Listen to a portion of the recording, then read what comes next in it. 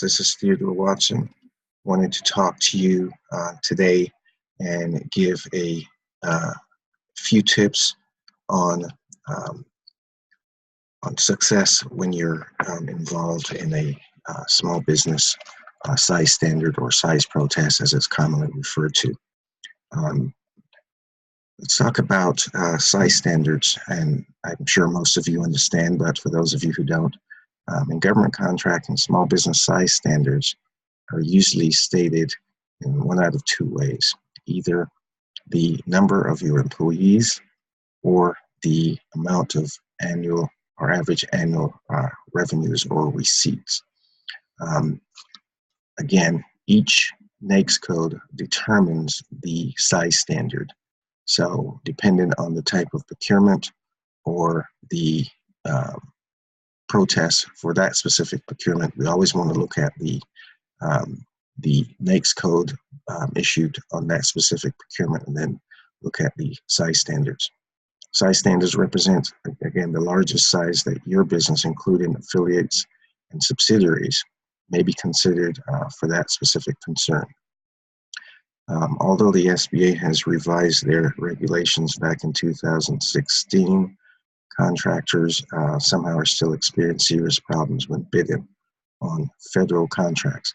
And often, as a result from an adverse decision in a size protest, end up losing millions in awarded contracts for just sheer violation of the SBA small business size standards.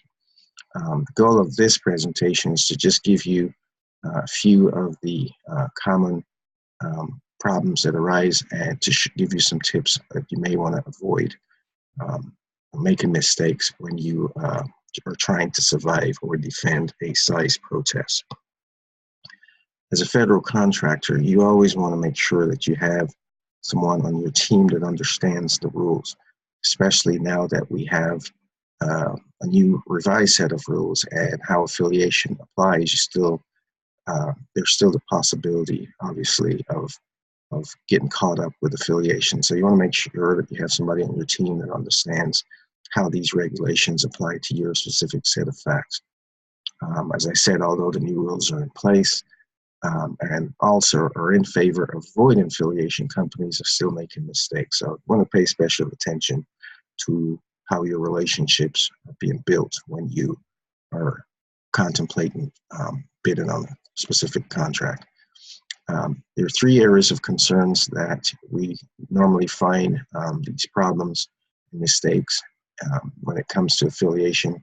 There are, number one, teaming agreements. When you have teaming relationships, that is usually where the bulk of the problems occur.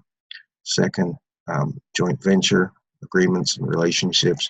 And then third, but surely not least, mentor-protege program relationships. All right, so let's take a look at some of the major points that you want to consider. First, do not hire incumbent employees en masse, and you also want to be able to show that your company, as the prime, has your own management team and experience and the ability and in-house experience to actually perform. You want to avoid hiring incumbent employees that are management type and supervisory type at all costs. I want to stay away from that.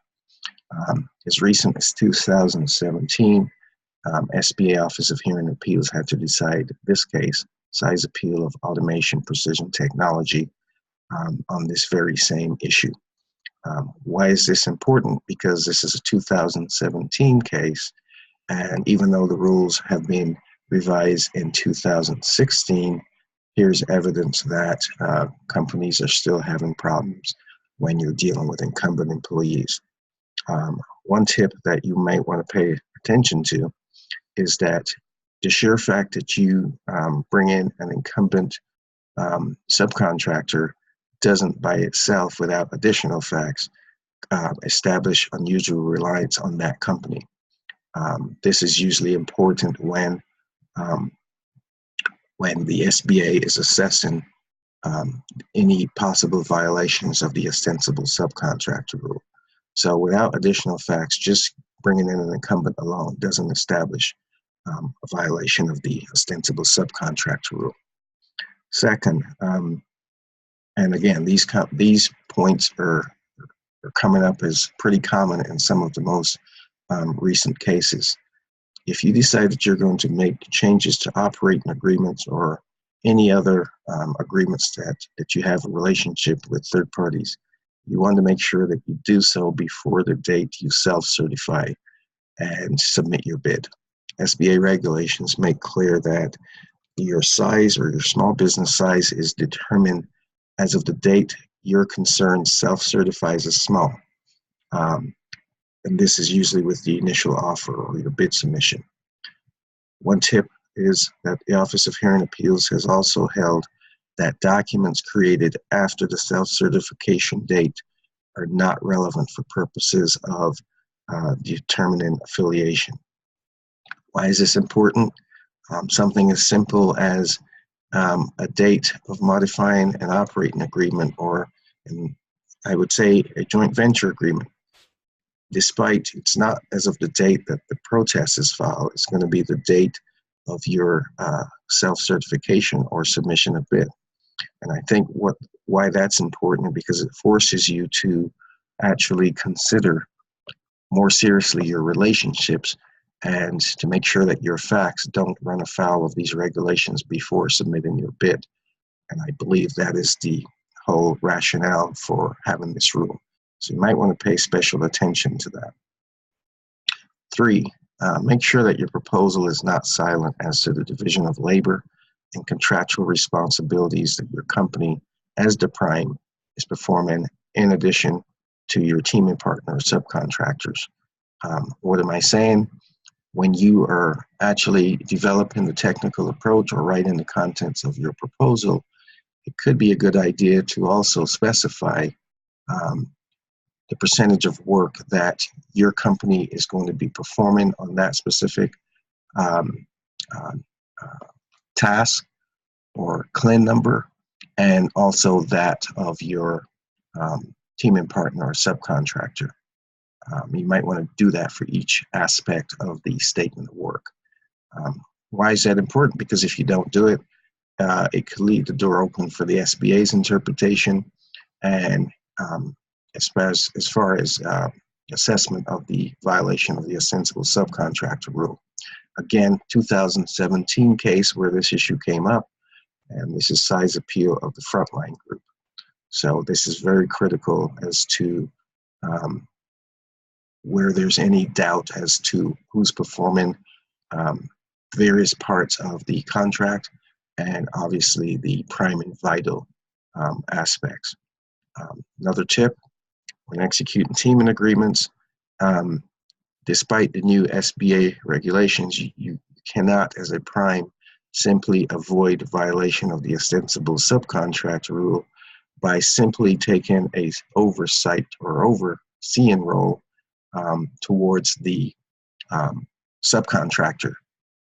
Simply overseeing the subcontractor's work doesn't mean that that's the only primary and vital aspect of the statement of work. It takes more than that. You also have to comply with the specific limitation on subcontracting rule that's applicable to that NAICS code, whether it be construction, which I believe is 15%. Generally, most NAICS codes are 51 that the prime has to perform. And obviously, there are some special NAICS codes that the prime has to perform 25% of the cost of the contract. So pay attention to that as far as what constitutes primary and vital aspects. Number 4, make sure that if you're submitting a bid for a non-8A award, if you're using a joint venture agreement, despite the new regulations, if you're using a joint venture, you want to make sure that your joint venture agreement meets all of the requirements of 13 CFR 124, 513 C and D in order to receive an exemption from affiliation. Basically, what does that mean? If you are a small business and you are entering into a joint venture agreement that's a non-8A type award, you still have to meet the requirements of this regulation. Why is that important? Because even though the SBA oversees 8As, when there is a size protest or somebody challenging your size for affiliation, the SBA still has to have a way of having teeth and say so into these relationships. So that is the basis of why this regulation is in place.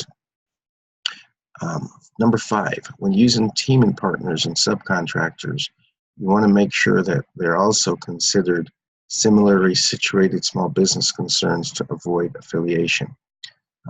This is one of the hallmarks and focus of the newly revised rules in 2016. As I said earlier, the new rules are minimizing the possibility of affiliation. However, these rules are still pretty harsh if you don't follow the nuts and bolts.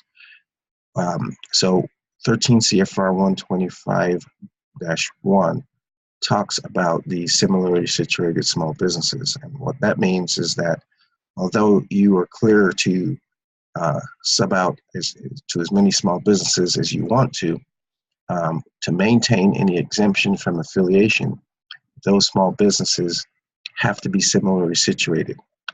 What does that mean? Pretty much that similarly situated small business as a subcontractor has to have the same small business program status as the prime contractor. And to expand upon that, for example, if the procurement is a total small business set-aside, then your subcontractor only has to be a small business. In addition, if it is an 8A set-aside, then your subcontractor has to be an 8A or hub zone or service disabled vet, and so on. The second part of the analysis is that the similarly situated entity must also be small for the specific NAICS code that you as the prime assign subcontracting work. Notice that it doesn't say that has to be small in relation to the overall NAICS code for the prime contract between the prime and the government, but it's more focused on the NAICS code that you as a prime assign subcontracting work. So you want to pay special attention to that. If you don't meet these requirements, then your revenues are going to be joined and you're going to be deemed affiliated. So in short, a couple of final points. The points that we just mentioned or we discussed are only but a few of the vast amount of situations where the SBA usually finds affiliation. So there's a ton of situations out there. Every case is fact specific. So this is where you want to minimize these adverse decisions and possibly losing millions in company revenues. You want to make sure that you have somebody on the team, whether it's in-house or outside as counsel, etc. But you can't really gamble because the consequences are pretty harsh if you're found in violation.